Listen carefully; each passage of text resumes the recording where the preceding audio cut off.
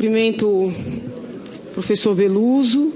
Quero aqui só reforçar as palavras do defensor da presidente Dilma, no sentido de que, se o professor é ouvido como testemunha ou informante, não faz diferença, o que interessa é a palavra dada, né? Acho que essa frase é bastante significativa.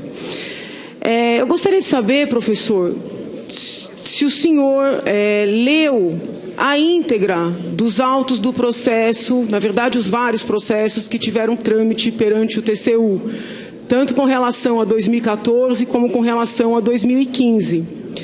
E se sim, eu gostaria de saber se o senhor entende, como o senhor falou várias vezes que preza pela responsabilidade fiscal, eu gostaria de saber se o senhor entende que é coerente com o princípio da transparência, né?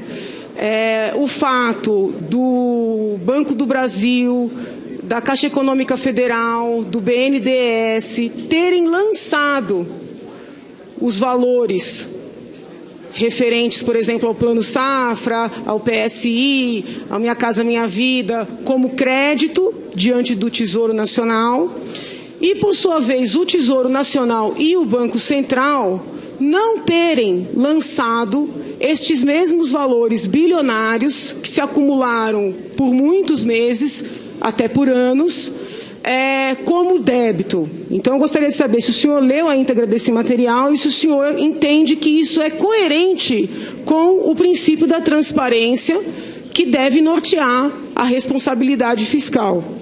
E aqui eu não acho que seja um conceito jurídico. Eu gostaria de saber se o senhor poderia, na condição de economista, professor de economia, e eu sei que talvez estaria mais afeto à contabilidade, mas são duas áreas que tem muita...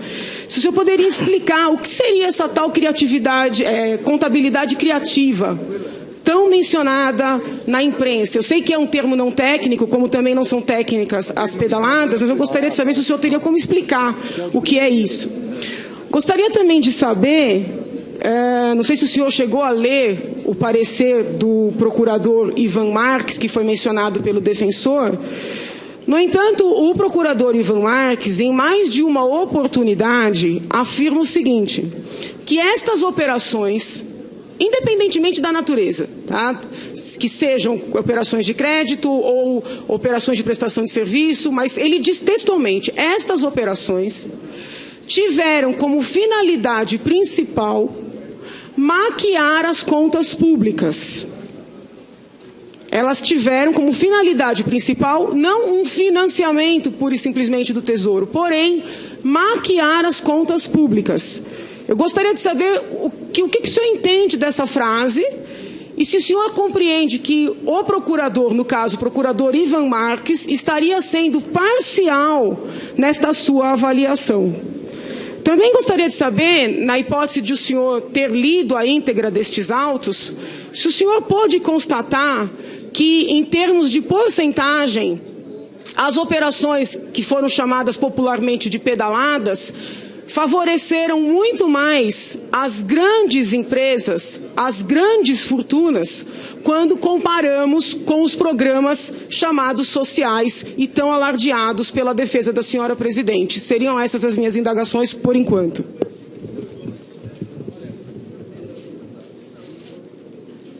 Professor Beluso. Doutora Janaína, é um prazer dialogar com a senhora, né? Já que a senhora é professora na minha querida Faculdade de Direito do Largo de São Francisco, né? Temos aqui no Senado um ex-presidente do 11 de agosto, o senador Aloysio Nunes Ferreira, também meu companheiro, então, né, de muitas batalhas, não foram poucas, né? Então, eu quero dizer o seguinte, a senhora levantou uma questão que diz respeito às relações do Estado com a economia, não é? Isso está inscrito na definição das políticas econômicas, certo? Então, eu vou lhe dar um exemplo. Uma economia como a brasileira tem um protagonismo do Estado, dos seus bancos públicos, muito importante para o seu funcionamento, né? Isso está ligado estruturalmente ao funcionamento da economia. Vou lhe dar uma informação, não é? Nos anos 70, quando a economia brasileira crescia 7% ao ano, os chineses vieram aqui, depois de reatarem as relações com os Estados Unidos, para se inspirarem no modelo brasileiro de articulação do público, das empresas públicas, sobretudo, e do setor privado. Não é? É claro que isso muda de natureza à medida que a economia avança, etc., mas eles conseguiram realizar isso com grande eficácia. Então, eu fico um pouco, digamos, desconfortável quando me perguntam se uma operação fiscal de subvenção ou de aporte, por exemplo, do governo para o BNDES, ela é uma violação de alguma regra de comportamento do setor público. Quero lhe dizer o seguinte, nós precisamos olhar os efeitos no seu conjunto. Então, o aporte do governo para o BNDES, por exemplo, sobretudo depois de 2008, 2010, quando a economia entrou em recessão, foi muito importante para manter a taxa de investimento da economia. Certo? Então, a gente tem que olhar quais são os efeitos fiscais. Quais efeitos fiscais? São os efeitos, na verdade, que nascem do financiamento das grandes empresas, sim. É preciso ter claro que hoje o mundo está organizado, se a senhora quiser eu passo os dados para a senhora, organizado em grandes empresas que têm controle quase absoluto dos mercados. Né? São poucas empresas que têm um controle dos mercados. Então, você não vai competir numa economia mundial organizada assim com entrar de velocípede quando os caras estão com um carro de Fórmula 1. Tem que entrar com empresas que tenham capacidade de competição. O Brasil não conseguiu ainda fazer isso, precisa fazer, porque esse é um dos aspectos negativos da economia brasileira. Então, o que nós temos que julgar, quando ocorre, se o BNDES, e o BNDES é impecável nisso, porque o BNDES tem um grupo de técnicos que impede qualquer coisa feita fora da caixinha, o fato é que nós precisamos olhar os efeitos fiscais de que ponto de vista? Do ponto de vista de como isso afetou a renda e o emprego e como isso resultou em receita fiscal para o Estado.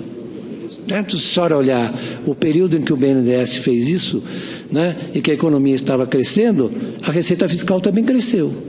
Então, é desse ponto de vista que nós temos que avaliar as coisas. Certo? Se, na verdade, isso é normal, se o governo atrasou no compromisso fiscal de, na verdade, pagar os subsídios, né? Se o governo se atrasou, mas ele acabou pagando. Então, eu tenho a obrigação de avaliar isso do ponto de vista dos efeitos econômicos globais e do ponto de vista da articulação da estruturação da economia. Né? A senhora pode ter uma outra visão, que é a visão jurídica. Eu estou lhe expondo a visão econômica. Por que eu considero que isso é uma forma já estabelecida de gestão econômica, de gestão da economia, né? por uma articulação entre bancos públicos, setores do setor privado e o Tesouro Nacional. Né? Isso é assim, normal em todos os países, é assim que funciona. Sabia que no programa da Clinton, agora da Hillary Clinton, está um banco nacional de investimento em infraestrutura. Por quê? Porque o Brasil tem um dos bancos de investimento mais importantes do mundo. Ele ficou mais importante, inclusive, que o Banco Mundial em matéria de ativos. Né? Ele foi copiado pelos chineses, que tem o Banco de Desenvolvimento da China. Então, a gente precisa olhar isso eu estou olhando do meu ângulo, a senhora está olhando do seu ângulo, mas o meu ângulo é tão legítimo quanto o seu. Doutora Janaína, mais 4 minutos para a repergunta. Obrigada, senhor presidente. Professor, com todo respeito, o senhor não respondeu o que eu perguntei. Eu fiz perguntas muito objetivas, né? Muito embora o senhor esteja sendo ouvido como informante, tem todo o direito de dar as opiniões nessa condição, e as minhas perguntas foram bastante objetivas. Né? Eu perguntei para o senhor se o senhor leu a documentação do TCU na íntegra. Essa pergunta é importante porque a documentação mostra que o BNDES não está impecável. Essa pergunta é importante porque a documentação mostra que aquilo é a prova cabal, independentemente do nome, né, que se confira aquelas operações, aquilo é a prova cabal da maior afronta ao princípio da transparência.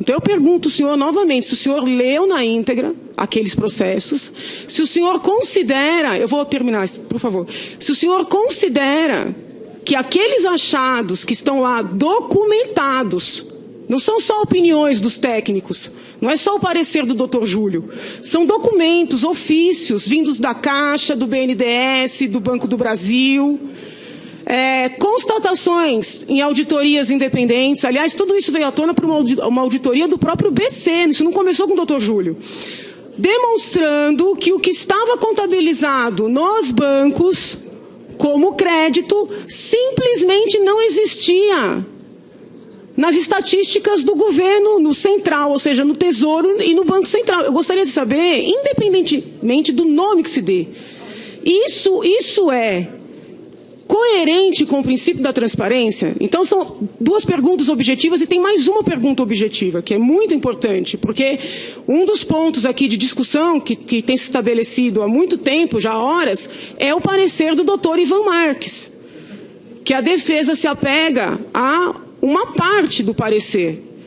Mas a parte mais significativa é aquela onde o procurador diz com todas as letras: isso tudo foi feito para maquiar as contas públicas. Então, como eu sei que o senhor tem feito artigos falando do golpe e da imparcialidade do procurador do TCU, eu gostaria de saber o seguinte: o doutor Ivan Marques, ele é parcial nessa história? Quando ele diz que tudo isso foi feito para maquiar as contas públicas, ele é parcial nessa história? São três, com todo respeito, eu respeito a opinião do senhor, a teoria, mas eu não estou, com todo respeito, interessada nessa opinião agora. Eu gostaria dessas três respostas muito objetivas, elas são muito importantes para o processo.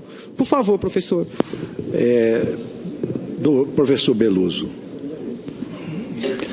Primeira, eu não li as 700 páginas, mas li textos, etc., sobre isso. Não acho que o parecer do procurador Ivan Marques, né, tenha esse tom, mas de qualquer maneira, se tem, eu não concordo com ele. Certo? Eu tenho o direito de não concordar. E já expliquei, aliás, eu respondi a sua pergunta que a senhora não percebeu. Eu respondi, a senhora não percebeu. Então, eu quero dizer o seguinte: que isso na gestão fiscal monetária é uma coisa muito mais complicada do que simplesmente essas fórmulas assim, ou esses esquemas mais formais. Na execução da política econômica é muito mais complexo e muito mais difícil. Eu não tenho nenhuma restrição a que a senhora tenha a sua opinião, mas eu não vou abandonar a minha, né? Eu estou dizendo que, na verdade, do ponto de vista de uma das instituições de fomento, como assim se comportaram a Caixa, assim se comportou o BNDES, assim se comportou o Banco do Brasil, essas práticas são habituais em todo o mundo. Eu não acho que seja falta de transparência, eu acho que é uma forma de operação. Agora, a senhora tem todo o direito de não concordar, essa é a minha opinião. Quando me perguntaram aqui, eu acho que tentaram me impugnar porque eu não acompanhava os fatos. Eu falei, mas o que são os fatos? O que são os fatos? A senhora falou, muito objetiva a pergunta. O que é uma coisa objetiva? Sem que você tenha uma dimensão muito subjetiva nos seus valores, na sua apreciação, na sua forma de ver o mundo, não é? Então, eu, com o maior respeito, não sei se satisfiz, acho que não satisfiz sua resposta, mas essa é a minha resposta. Agradeço ao professor Beluso.